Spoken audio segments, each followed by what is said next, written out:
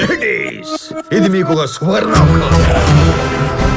PPT presentation ఎలా చేయాలో చూద్దాం. Click on Windows button, click on power presentation, click on Office button, click on new option, click on blank presentation. ఇప్పుడైతే మనకు page అనేది ఇలా వచ్చింది కదా. ఇప్పుడైతే మనం పేజ్లో డేటా అనేది ఎలా టైప్ చేయాలో చూద్దాం.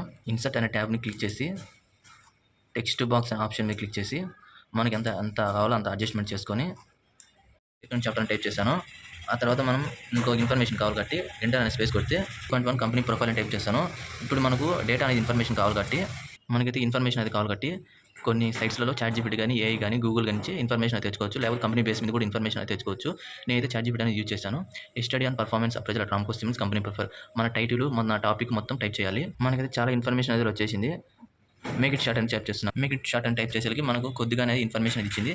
దాన్ని సెలెక్ట్ చేసి Ctrl+C కొట్టుకోవాలి. Ctrl+C కాపీ మనం ఇక్కడ పేస్ట్ చేయాలి కాబట్టి Ctrl+V అని టైప్ చేస్తే మొత్తం ఇన్ఫర్మేషన్ అది అలా కాపీ అయిపోతుంది. ఇన్ఫర్మేషన్ అది ఇలా పేస్ట్ చేశాను. అలాగే మనకు నెక్స్ట్ స్లైడ్ కావాలి కాబట్టి హోమ్ అనే ఆప్షన్ మీద క్లిక్ చేసి న్యూ స్లైడ్ అనే ట్యాబ్ మీద క్లిక్ చేసి నెక్స్ట్ స్లైడ్ ఆటోమేటిక్గా ఇలా వచ్చేసింది. సేమ్ ఫస్ట్ స్లైడ్ ఎలా చేసాము సెకండ్ స్లైడ్ కూడా అలాగే చేయాలి. ఇన్సర్ట్ అనే ట్యాబ్ మీద క్లిక్ చేసి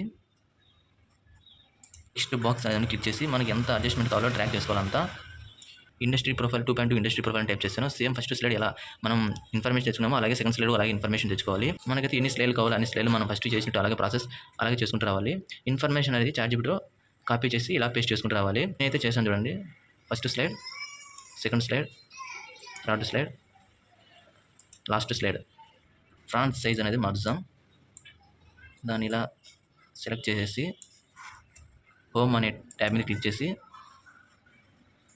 24 ఉంది కదా దాన్ని మనం 32 అనే దాన్ని క్లిక్ చేస్తే మనకి ఎంత కావాలో అలా వేసుకోవచ్చు ఫ్రంట్ సైజ్ అనేది. ఇవి స్లైడ్లో అడ్జస్ట్మెంట్స్ మనకు ఇన్ఫర్మేషన్కి డ్రాగ్ కిందికి వచ్చేప్పుడు మనం ఇలా డ్రాగ్ చేసుకోవచ్చు. మనకైతే ఏ డిజైన్ కావాలో ఆ డిజైన్ కూడా మనం చేంజ్ చేసుకోవచ్చు. డిజైన్ ఆప్షన్ మీద క్లిక్ చేసి ఇక్కడ చూపించే మనకు కొన్ని డిజైన్స్ అనేవి మనం ఏది నచ్చిందో ఆ డిజైన్ అనేది మనం చూస్ చేసుకోవాలి. నాకైతే ఈ డిజైన్ అనేది పర్ఫెక్ట్గా చూస్ చేసుకున్నాను. మన పీపీటీని ఇప్పుడు సేవ్ చేద్దాం. సేవ్ యాజ్ అనే ఆప్షన్ మీద క్లిక్ చేసి మనకు నచ్చిన నేమ్ అనేది టైప్ చేసుకోవచ్చు. ఆ తర్వాత సేవ్ అని క్లిక్ చేస్తే సేవ్ ఆటోమేటిక్గా సేవ్ అనేది అయిపోతుంది. Thank you for watching.